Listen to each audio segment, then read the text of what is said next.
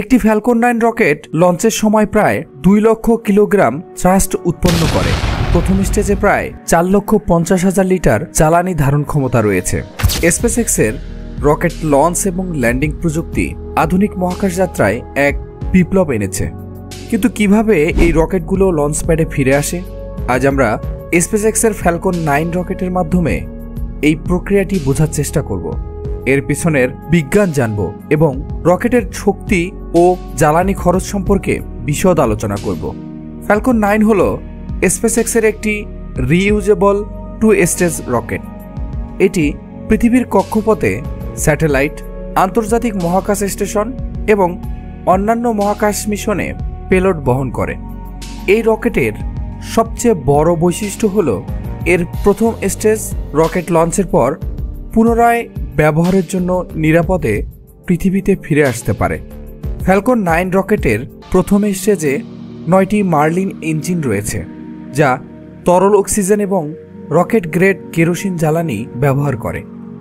এই ইঞ্জিনগুলো অত্যন্ত শক্তিশালী এবং রকেটকে মহাকাশে পৌঁছানোর জন্য প্রয়োজনীয় থ্রাস্ট প্রদান করে।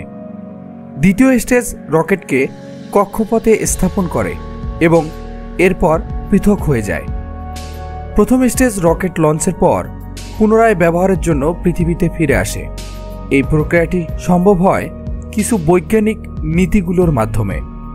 সেগুলো হলো গ্র্যাভিটি টার্ন। লঞ্চের পর রকেট একটি নির্দিষ্ট উচ্চতায় পৌঁছালে এটি একটি গ্র্যাভিটি টার্ন করে, যা এটিকে পৃথিবীর দিকে ফিরে আসতে সাহায্য করে। Thrust control. রকেটের ইঞ্জিনগুলো পুনরায় ইগনিশন করে এবং নির্দিষ্ট কোণে থ্রাস্ট প্রয়োগ করে এটি ল্যান্ডিং প্যাডের দিকে পরিচালিত হয়। গ্রিড ফিন্স। রকেটের প্রথম স্টেজে গ্রিড ফিন্স রয়েছে, যা এর গতিপথ নিয়ন্ত্রণ করে এবং স্থিতিশীলতা বজায় রাখে। Landing legs.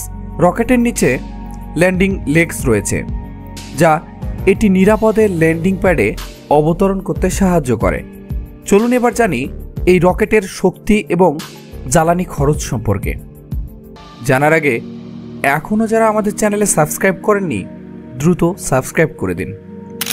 ফ্যালকন 9 রকেটের প্রথম স্টেজে প্রায় 1,20,000 গ্যালন বা 4,50,000 লিটার জ্বালানি ধারণ ক্ষমতা রয়েছে। এটি তরল অক্সিজেন এবং কেরোসিনের মিশ্রণ ব্যবহার করে, যা উচ্চ শক্তি উৎপাদন করে। একটি ফ্যালকন 9 রকেট লঞ্চের সময় প্রায় 2 লক্ষ কিলোগ্রাম বা 200 মেট্রিক টন থ্রাস্ট উৎপন্ন করে। এই শক্তি ব্যবহার করে রকেটটি মহাকাশে পৌঁছানোর পরও পর্যাপ্ত জ্বালানি অবশিষ্ট থাকে, যাতে এটি নিরাপদে পৃথিবীতে ফিরে আসতে পারে। জ্বালানি খরচের দিক থেকে একটি ফ্যালকন 9 রকেট লঞ্চে প্রায় $2 লাখ মূল্যের জ্বালানি খরচ হয়। তবে রকেটটি পুনরায় ব্যবহারযোগ্য হওয়ায় এই খরচ অনেকাংশে কমে যায়। একটি রিইউজেবল রকেটের মাধ্যমে স্পেসএক্স প্রতি লঞ্চে প্রায় 30 থেকে 50 ভাগ খরচ সাশ্রয় করে।